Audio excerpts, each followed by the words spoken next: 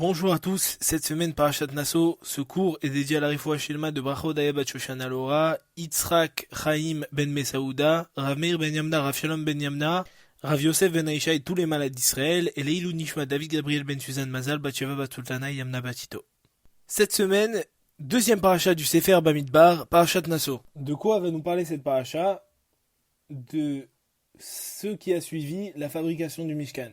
Donc les chefs de tribu, on va voir qu'ils vont amener des corbanotes, des sacrifices, et plusieurs autres choses. On va voir le prêt aussi, par intérêt, on n'a pas le droit de prêter s'il n'y a pas de témoin. On va voir aussi le cas de la femme sota. La femme sota, c'est quoi? C'est une femme qui est soupçonnée d'avoir trompé son mari. Elle passe par une procédure pour prouver justement qu'elle n'a pas trompé son mari. On va parler de ce cas plus en détail plus tard. On va également parler des lois du Nazir, donc l'homme qui se destine à Dieu entièrement, donc qui décide de ne plus boire de vin, de ne plus se raser la tête, se couper les cheveux ni la barbe. Et on commence tout de suite avec un petit chidouche. On dit comme ça, Naso edrosh bene Gershon. Élève la tête, ça veut dire compte les enfants de Gershon. Le terme Naso, il s'écrit Nun, Shin, Aleph. Et c'est les initiales de Nun, Necher, Shin, Shor, Aryeh, Aleph, le lion. Ces trois formes d'animaux, ils sont présents sur le char céleste et représentent les trois patriarches, Abraham, Yitzhak et Yaakov. Et Gershon, le nom Gershon, il est formé de la racine Garash. Garash, ça veut dire renvoyer. Qu'est-ce qu'elle vient nous apprendre ici, la Torah? Elle vient nous enseigner que quand les Juifs sont renvoyés en exil et ils ne savent plus comment servir Hachem, dans cet état d'expulsion, dans cet exil, qui est difficile pour eux, ils ne savent plus comment s'en sortir, comment ils doivent faire, alors ils doivent tirer leur force des patriarches, Abraham, Yitzhak et Yaakov. On va enchaîner tout de suite avec un deuxième mot sur la paracha. On va parler du cas de la femme sota. Alors la femme sota, c'était une femme qui était suspectée de tromper son mari. Qu'est-ce qui se passait? On prenait cette femme et on l'emmenait au Kohen, chez le Kohen, et voilà, le Kohen, il prenait un morceau de parchemin sur lequel le nom d'Hachem était écrit. Il rasait la tête de cette femme. Ça veut dire que c'était une procédure qui... Franchement, la femme qui avait ça, elle avait extrêmement honte. Tout le monde voyait ce qui se passait. Et donc, c'était humiliant. C'était vraiment humiliant. Et donc le Kohen, il prenait de l'eau, il faisait effacer le nom de Dieu qui était écrit sur le parchemin dans l'eau, et il faisait boire cette eau à cette femme, suspectée. Si elle était innocente, elle avait rien, et par la suite, si elle n'avait pas d'enfants, il arrivait qu'elle ait des bons enfants, des beaux enfants dans la Torah, etc. Mais si elle avait fauté, elle mourrait sur le champ. Et on dit comme ça, le Kohen l'approchera, en parlant de la femme sota, et la placera devant Hachem. Il y a une question qu'on se pose. On dit le Kohen l'approchera. Mais pourquoi on rajoute et la placera? C'est superflu, c'est en trop. Le verset, il aurait juste dû dire le Kohen l'approchera devant Hachem. Le Zevet Dov, il dit la chose suivante. En fait, au moment où la femme sota, elle nie avoir fauté, le Kohen, il doit lui rappeler que si elle ment, on devra effacer le nom divin pour rien. Et si elle a fauté, elle devait avoir pitié du nom de Dieu. Donc, elle devait avoir pitié du fait qu'on allait effacer le nom de Dieu. Et elle devait avouer sa faute avant même qu'on efface ce parchemin. Ce verset, il fait allusion à ça.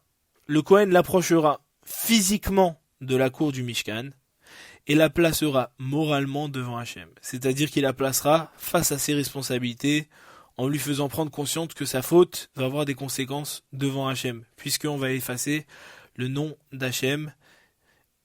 Et si elle est fautive, il vaut mieux qu'elle avoue. Mais il y a une leçon ici qui est extraordinaire quand même. On a une femme qui est suspectée d'avoir trompé son mari, et Hachem, il est prêt à effacer son nom. C'est ça la force de Dieu. C'est que pour le shalom baït dans un couple, pour l'harmonie du couple, Hachem, il est prêt à effacer son nom. Baruch Hachem, j'espère que vous avez tous passé de bonnes fêtes de Shavuot, mais Shavuot, c'est quoi finalement? Shavuot, c'est Matan Torah. C'est le don de la Torah, très bien. Mais c'est quoi le don de la Torah en fait? C'est quoi Matan Torah? C'est un cadeau, ok? Mais qu'est-ce qui s'est réellement passé? Hachem, il s'est marié avec le peuple juif. La Torah, c'est la ketouba, c'est l'acte de mariage.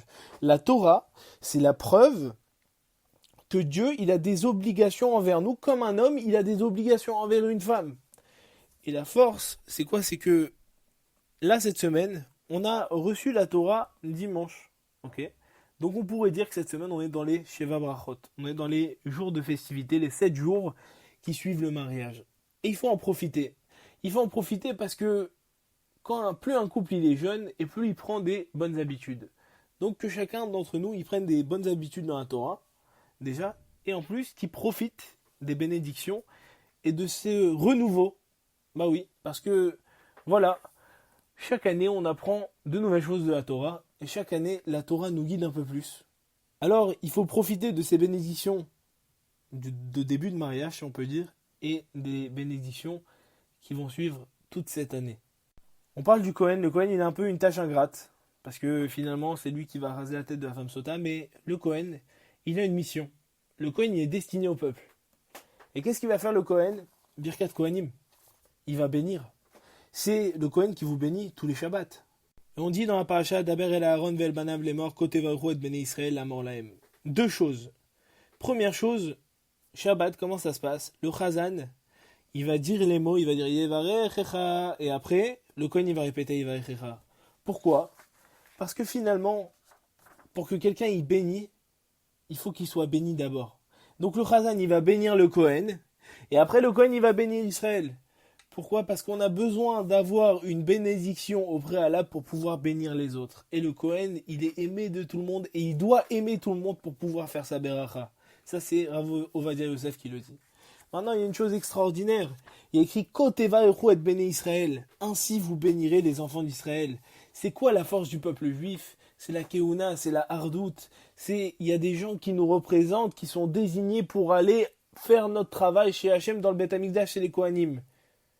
L'Admour de Moditz, il dit comme ça. La Torah, elle fait allusion au fait qu'il convient de bénir chacun tel qu'il est. Et on ne doit pas attendre qu'un homme il devienne parfait et il fasse teshuva pour le bénir. On ne doit pas attendre ça. Ainsi, c'est-à-dire tel qu'il est, ainsi qu'il est, vous bénirez les enfants d'Israël. Chaque juif, il n'y a pas de sadique, il n'y a pas de rachat. Le peuple d'Israël, quand il est ensemble, c'est un homme, Keishechad Belevechad. On a reçu la Torah, on était un. Kol Israël arrivim zelazé. Chaque juif, il dépend de l'autre. Et c'est ça la Torah. C'est la hardout, c'est la ahava, c'est l'amour. Et c'est ce que Hachem il nous demande. On ne doit pas faire de distinction. À partir du moment où on est juif, on est déjà béni, on a une partie de Dieu en nous. On est le peuple de Dieu. On est déjà béni. Donc il faut prendre ça en considération. Et il faut savoir que celui qui ne croit pas en lui, malheureusement, il ne croit pas en Dieu. Pourquoi? Parce que finalement, en lui, dans chaque personne, il y a une partie de Dieu. Donc si je ne crois pas en moi, je ne crois pas en la partie de Dieu qui est en moi aussi. Donc que chacun y prenne confiance en lui et qu'il augmente dans Torah et Mitzvot et qu'on puisse ramener Bezrat Hashem tous ensemble l'avenue du Mashiach. Amen. Shabbat Shalom.